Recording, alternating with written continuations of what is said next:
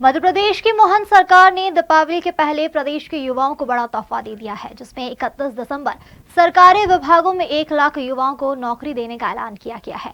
मंगलवार को हुई कैबिनेट बैठक में दुष्कर्म पीड़िताओं को हर जिले में 10 लाख रुपए देने के साथ साथ दूरस्थ गांवों का जिला बदलने का फैसला लिया गया है। दीपावली पर मोहन सरकार का तोहफा, बेरोजगार युवाओं के लिए बड़ा ऐलान। दिसंबर तक होगी 1 लाख पदों पर भर्ती, प्रदेश के युवाओं को मिलेगी सरकारी नौकरी। मंगलवार को मंत्रालय में मुख्यमंत्री डॉक्टर मोहन यादव की अध्यक्षता कैबिनेट बैठक हुई, जिसमें सभी कैबिनेट मंत्री मौजूद रहे। वंदे मातरम गान के साथ शुरू हुई कैबिनेट बैठक में कई प्रस्तावों पर चर्चा करने के बाद मंजूरी दी गई। कैबिनेट बैठक खत्म होने के बाद प्रदेश के उप मुख्यमंत्री राजेंद्र शुक्ला ने मीडिया से चर्चा करते हुए कैबिनेट बैठक में हुए फैसलों की जानकारी साझा की। डिप्टी सीएम ने कहा कि कैबिनेट बैठक में प्रदेश के बेरोजगार युवाओं के लिए बड़ा फैसला लिया, जिसमें 31 दिसंबर तक सरकारी विभाग में 1 लाख युवाओं की भर्ती की जाएगी। फैसले लिए गए हैं, जिसमें रीवा में एयरपोर्ट जिसका उद्घाटन प्रधानमंत्री जी ने किया, उसको लेके कैबिनेट में सभी ने धन्यवाद ज्ञापित किया। 1978 के बाद मध्य प्रदेश को कोई नया एयरपोर्ट मिला है। अभी तक 5 एयरपोर्ट थे, ये 6वां है। और 46 सालों के बाद मध्य प्रदेश में उस इलाके में विंध्य क्षेत्र, जहाँ पर सीमेंट हब है, पावर हब है, नेशनल पार्क्स हैं, लोगों को आने जाने के लिए सुविधा नहीं थी, अनकनेक्टेड एरिया था, वहाँ पर एक बड़ी सुविधा मिली है।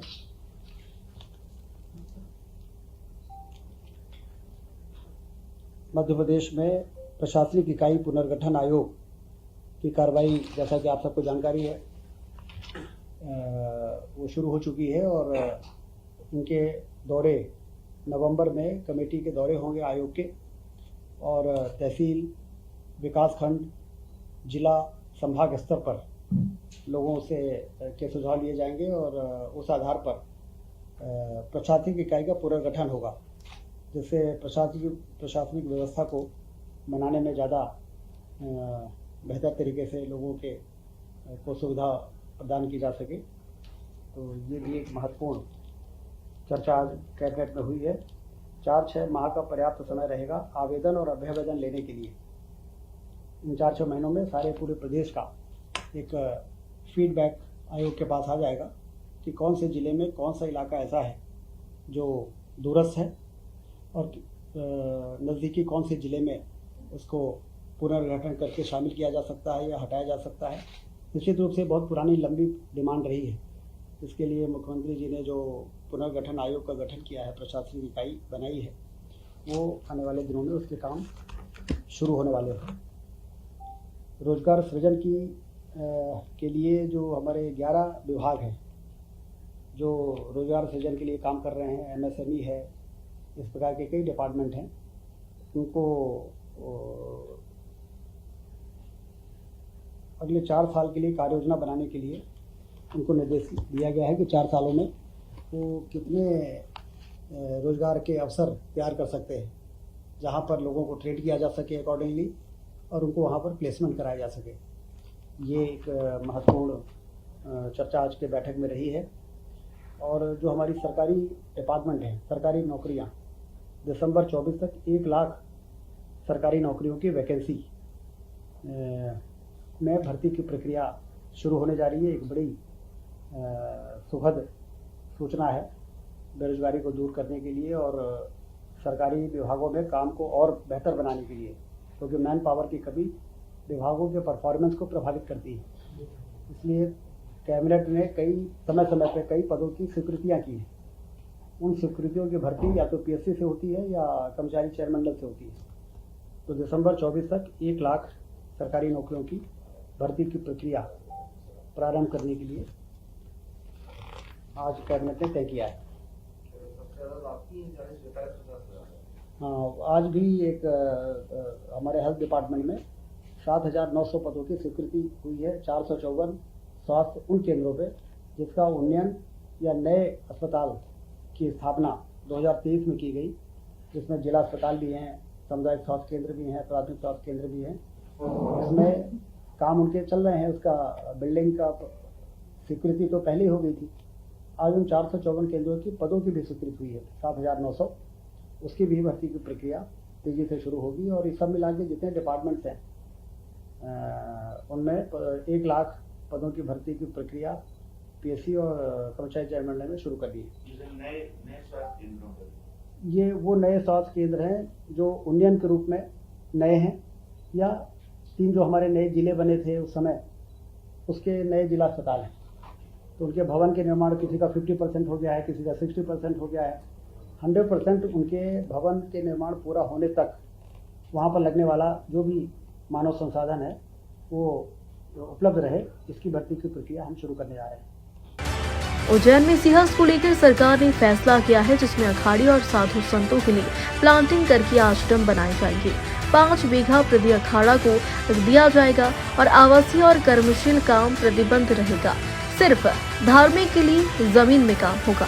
वहीं 12,600 मिनी आंगनबाड़ियों में सहायिका का पद, 476 पर्यवेक्षक भी सेक्शन किए गए हैं। इसके लिए 213 करोड़ सालाना खर्च आएगा। सिंहस्थ 2028 में होना है और उसके लिए हमेशा से भव्य तैयारियां होती रही हैं, लेकिन अवैध कॉलोनी अतिक्रमण और समस्या इस प्रकार की बातें भी आती रही हैं। इसलिए मुख्यमंत्री जी ने ये फैसला किया है, कैबिनेट ने उसको अनुमोदन किया है कि हम वहाँ पर प्लॉटिंग करेंगे और रोड और नाली ये डेवलपमेंट अथॉरिटी बनाएगी और कम से कम 5 बीघा ज़मीन हम उन अखाड़ों को या महामंडलेश्वर का जो संस्थाएं हैं उनको हम 5 बीघा ज़मीन देंगे, जिसमें कि निर्माण वो 1 बीघा में ही कर पाएंगे। बाकी ओपन एरिया रहेगा जहाँ पर यज्ञ होगा, हवन होगा, प्रवचन होंगे।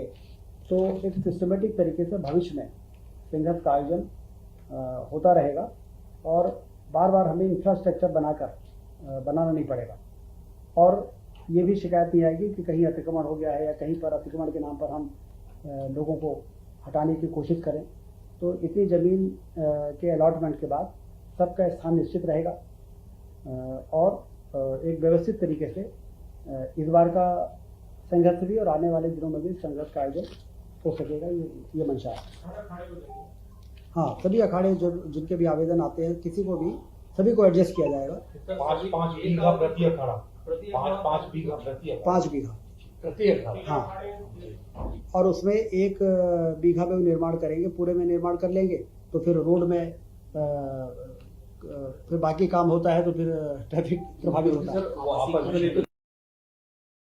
ये इसमें विशेष है कि आवासीय और कमर्शियल एक्टिविटी उन प्लॉट में नहीं कर पाएंगे, वो प्रतिबंधित रहेगा। आवासीय और कमर्शियल सिर्फ धार्मिक कार्यक्रम जो समय समय पर पर्वों के त्यौहार आते हैं उसमें वो कर सकेंगे। आज एक और बहुत ही महत्वपूर्ण निर्णय हुआ है। प्रदेश के 12,670 जो मिनी आंगनबाड़ी केंद्र थे उनका उन्नयन हुआ है पूर्ण आंगनबाड़ी केंद्रों में। तो जो मिनी आंगनबाड़ी केंद्र होते हैं वहाँ पर सहायिका का पद नहीं होता, एक आंगनबाड़ी कार्यकर्ता का होता था। अब पूर्ण आंगनबाड़ी हो जाने से 12,670 पद तो ये सृजित हो जाएंगे और 476 पर्यवेक्षक, क्योंकि जब ये पूर्ण हो गए तो 25 आंगनबाड़ियों पे जो एक सुपरवाइजर होता है तो उसके हिसाब से 476 सुपरवाइजर के पद भी सैंक्शन आज कैबिनेट ने किया है और इससे 213 करोड़ रुपए का आर्थिक वार्षिक व्यय आएगा, जिसमें से 179 करोड़ राज्य शासन भार उठाएगा और केंद्र से 34 करोड़ रुपए की सहायता मिलेगी। डिप्टी सीएम ने बताया कि स्कीम फॉर पॉक्सो के लिए सरकार ने एक और बड़ा फैसला किया। 18 साल से कम उम्र की पीड़ित गर्भवती हो जाती है, उनके लिए बड़ा निर्णय लिया है और यह जिले में पहचान कर 10 लाख रुपए सहायता के लिए दिए जाएंगे। स्कीम फॉर केयर जो पास्को 18 साल से कम उम्र की बालिकाओं के साथ जो दुराचार हो जाता है उसके कारण वो प्रेग्नेंट भी हो जाती हैं और फिर उनको काफ़ी परेशानी का सामना करना पड़ता है। तो हर ज़िले में 10 लाख रुपए देने का निर्णय आज हुआ है और उसमें आइडेंटिफिकेशन के बाद उनको जो भी सहायता के नॉर्म्स हैं उनको मदद दी जाएगी। तो एक बहुत ही संवेदनशील मुद्दे पे आज कैबिनेट ने अपना फैसला किया है। और हेल्थ का हमने बताई दिया आपको कि 454 केंद्रों वाला। हाँ, जिला कलेक्टर ही इसको देखेंगे। मोहन सरकार की सरकारी विभाग में 1 लाख भर्ती से जहां युवाओं को रोजगार मिलेगा, वहीं सरकारी दफ्तरों के काम में तेजी आएगी, जिससे आम जनता के काम आसान होंगे। भोपाल से उमेश यादव की रिपोर्ट।